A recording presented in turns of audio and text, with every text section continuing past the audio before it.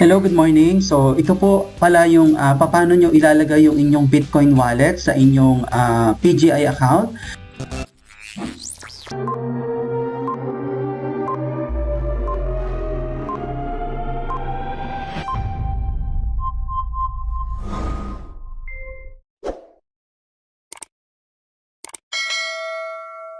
So, ang gagawin nyo lang po, punta lang kayo dito sa inyong upper right side, no, yung inyong profile, and then update my account. Okay? So, makikita nyo po dito yung BTC wallet. Okay? So, dito nyo po ika-copy paste yung inyong BTC wallet. Okay? Pag na-copy nyo na po yung BTC wallet po dito, pwede na po kayo mag-request ng inyong withdrawal. Kasi po, pag nag-request kayo ng withdrawal, ibig sabihin dito na po papasok yung inyong payout. So, sundan nyo lang po yung susunod na video kung paano nyo po makukuha yung ating Bitcoin wallet sa iba't ibang cryptocurrency digital wallet na Bitcoin. Pag nga po pala na-copy paste nyo dito yung inyong Bitcoin wallet address, isubmit nyo lang po and then ma-update na po yung profile. Pero syempre po, yung first po natin na dapat gawin kapag tayo po ay member dito kay PGI, kailangan po maging approve po muna yung ating KYC. So mag-KYC po muna tayo, and then after KYC, pag na-approve na po, tsaka nyo po i-copy paste dito yung inyong Bitcoin wallet address.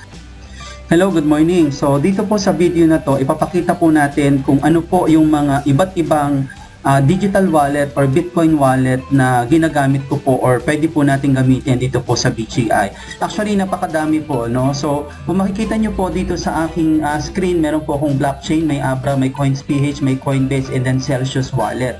So, may iba't ibang gamit po ito. Itong blockchain is, yun nga po, yung blockchain wallet natin, pwede po kayo mag-store dito ng Bitcoin, okay? Ito naman pong Abra, ang kagandahan naman po sa Abra is pwede po kayo mag-store ng Bitcoin. And then, pag nag-cash out po kayo, pwede po kayong mag-transfer sa inyong bank. Ngayon, ito naman pong CoinsPH, ang kagandahan naman po dito, kung halimbawa meron kayong mga babayaran na bills like Meralco, Water District, or tuition fee, or credit card, or any mobile bill, pwede nyo pong gamitin yung CoinsPH. Now, Coinbase is also based in America. Pwede rin po kayo mag-store dito ng Bitcoin na para pong blockchain din po. Now, isa po to sa magandang wallet din, yung Celsius wallet. Ito pong Celsius wallet na to is nag-store po ako ng Bitcoin para po mag-earn po ng interest. Ang kagandahan po kasi dito sa Celsius wallet, nag-earn ng interest yung Bitcoin holdings mo and then pag tumaas yung Bitcoin, tumataas din po yung value. Okay, now, marami pong natatanong, saan natin kukunin yung Bitcoin wallet na pag nag-payout tayo kay PGI, okay, saan po natin kukunin at ipipaste po doon sa ating dashboard, no? So, ganito lang po, no? Kung kayo po ay gamit yung Abra, paano nyo makukuha yung inyong Bitcoin wallet? So, punta lang po kayo sa Abra, okay, and then enter nyo po yung inyong PIN, then yan po yung laman po, no? Makita nyo po, add lang po kayo, add money. Click nyo po yung add money and then click nyo po itong deposit cryptocurrency. And then hanapin nyo po yung Bitcoin. Like ito po, ito yung Bitcoin. Okay? So pag inilig nyo po yung Bitcoin, I agree, click nyo lang po yan. And then ito na po yung inyong Bitcoin wallet. Ang gagawin nyo lang po dyan, copy nyo lang po, no? And then ipipaste nyo po yan doon sa inyong PGI account. Okay? Ibig sabihin, pag nag-withdraw po kayo ng inyong commission sa PGI, dito po papasok kung gusto nyo po sa Abra. Okay, so yan na po yung paano kunin yung Bitcoin address sa Abra. Okay, now dito naman po sa CoinsPH, saan nyo po makikita yung inyong Bitcoin wallet? So ito po, punta na po kayo sa CoinsPH, then meron po akong PIN. Then, makita nyo po itong slide, may PHP, BTC, Ripple, Bitcoin Cash, Ethereum. So, punta po kayo sa Bitcoin, yan, BTC, and then click po kayo ng receive. Kasi tatanggap kayo eh. So, ang gawin nyo lang po dyan, click nyo lang po yung show BTC address. Ito naman po ang inyong BTC address sa CoinsPH. So, click nyo lang po yung double paper na yan. Yan, ito po. And then, yun po yung i-copy ninyo and then ipipaste nyo po doon sa inyong PGI account para po masave ang inyong Bitcoin wallet. Okay? So, now, meron din po ako papakita sa Coinbase naman po ang gagawin nyo kung kayo ay may Coinbase. So, Coinbase, punta lang po kayo dyan and then punta po kayo sa teka lang po. Dito po sa arrow po na to. Ito pong arrow po na dalawa, mapansin nyo po, yan, ito pong arrow po na to. Gawin nyo lang po receive, click receive. And then, makikita nyo po agad yung inyong Bitcoin wallet. So, ikakopy nyo lang din po ulit ito.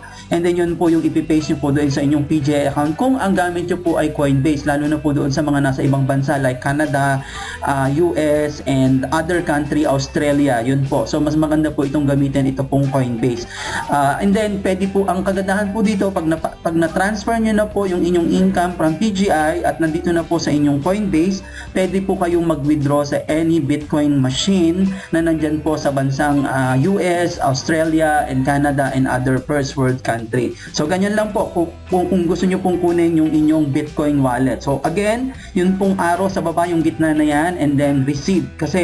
Kaya receive, kasi magre-receive kayo ng Bitcoin from PGI. So, yan po yung sistema po niya. Now, dito naman po sa Celsius Wallet, mapansin nyo po, no? Isa po to sa mga maganda rin po na wallet. Okay?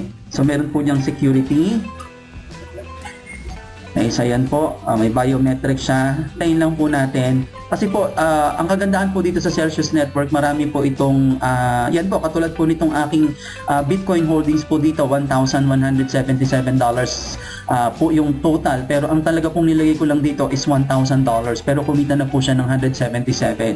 So, nakikip lang po tayo ng Bitcoin po dito. So, ang gagawin nyo lang po dito para po kayo ay makuha nyo yung Bitcoin wallet po ninyo kung gusto po ninyo buy Bitcoins and then, mali po pala. Ang gagawin nyo lang po, punta na po kayo dito sa available coins. Okay? Yan. And then, punta po kayo sa, dito po pala sa Bitcoin. Punta kayo dito sa Bitcoin. And then, punta po kayo dito sa transfer. Yan. Okay? Only transfer BTC, I understand. Ito na po yung inyong Bitcoin wallet. Ikakopy nyo lang po yan. So, ulitin ko lang po ulit, punta po kayo dito sa Bitcoin. Okay, punta po kayo sa Bitcoin.